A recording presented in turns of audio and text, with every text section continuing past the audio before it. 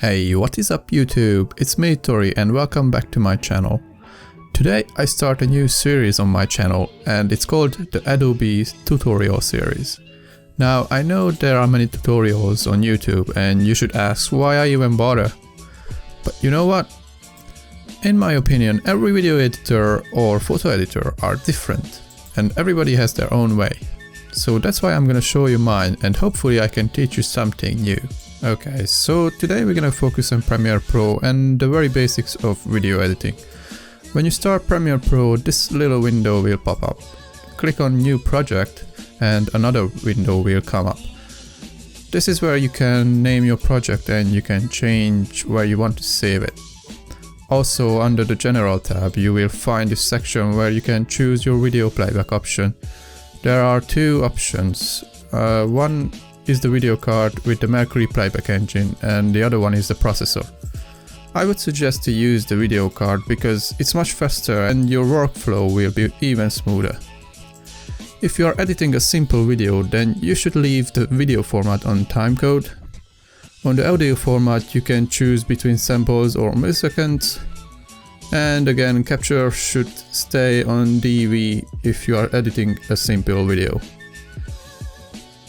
On the Scratch This tab, you can change all the paths to your videos, audios and saves. Now in just settings, these settings are for, well, as you can see, ingesting videos.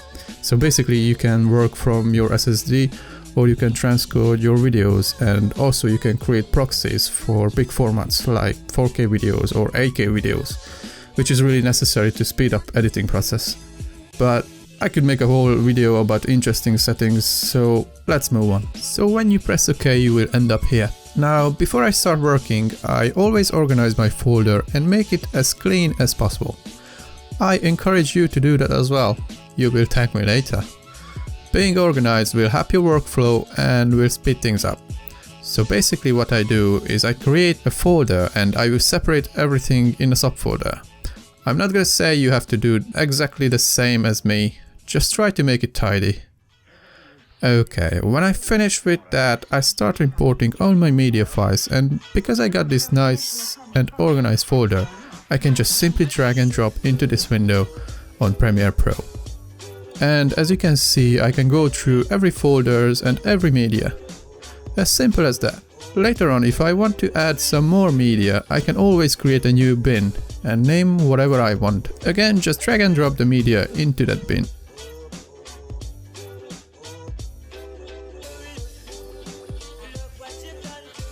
Moving on to the source monitor, I just simply drag the first media file from my media browser window and drop it to the source monitor. Here you can watch or listen to your media, and you can also select which part do you want to include on your timeline. Find a part where you want to start and just press the I button. This will be your in point. Now find the part where you want to finish the media file and press the O button. This will be your out point. Now from here there are three ways to import your media to the timeline. You can just simply drag and drop onto the timeline, but if you watch closely you will see these icons. With these you can either drag your video only or your audio only. This is a clever way if you want to separate them.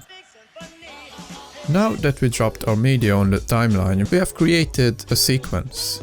You can drop as many media files here as you want. Now let's include the tools in this tutorial. With the selection tool is pretty self-explanatory. You can select or grab things, move them around, so basically that's why it's called selection tool. The track selection tool is basically selecting every media from the point you click and to the end of the sequence. You can also grab them and move them around. Now the ripple edit tool is really useful and time-saving. Let's say if you want to cut some portions of your media, you don't have to just cut it and then just delete that part, move the rest of your media. No, you just simply go to the end of your media with the ripple edit tool and you just cut that bit that you don't need. Everything will shift to its place and will save a lot of time for you. Razor tool is the tool to cut the media. Slip tool can be useful as well. Let's say you got your sequence that you edited but you are not really happy with one of your media. With this tool you can shift the starting and the ending point of your media. It's an easy way to add some nice touch to your editing process. With the pen tool you can add any sort of shape to your timeline, and also you can edit or add effects to it. You see, stereophonic sound for the home is recorded on 2 separate tracks, each one giving special emphasis to certain sections of the orchestra. The hand tool is just to quickly move and find something on your timeline. Now, I don't really use it. I rather use the plus and minus button on the keyboard to zoom in and out, and that's the way I find and select the media that I want. And last but not least, with the type tool you can add texts to your timeline and also edit or add effects to them.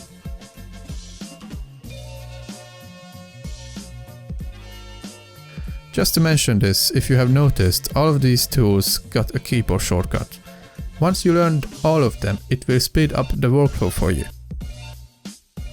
And now for the last part of basic editing tutorial, let's talk about rendering. So you finish your editing, your timeline looks nice and tidy, you included every effect you wanted, and you are ready to render your video. Now, just before I go to render settings, I always make an in and out point on the timeline. If you remember, I and O buttons on the keyboard. And this way I will exactly know which part of my timeline is going to be rendered.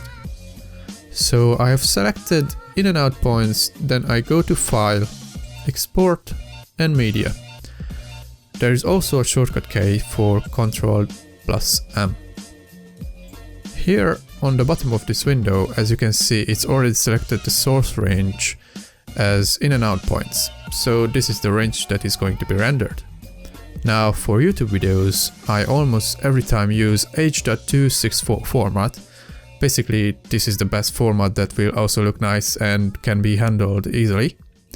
For the preset settings, depending on the resolution of my videos, I will choose the same YouTube presets. This will make your video look exactly the same as the uploaded one on YouTube. I always change my output name so later on I will know what I'm looking for. Also, we want to export video and audio too. Moving on to the basic video settings, I don't really change these settings unless I really need to. So if you want, you can copy these 1080p settings. Now for the bitrate settings, I tend to change just a little bit. I know I said it will look the same on YouTube as it's here with these settings, but just to make sure, I want to make my videos to be crisp. So I move the target rate up to 18 and the maximum bitrate to 20. Other than that, everything is staying the same. We can also check the estimated file size of the rendered video. So when everything is ready, just hit export, and after it's finished rendering, you can enjoy your masterpiece.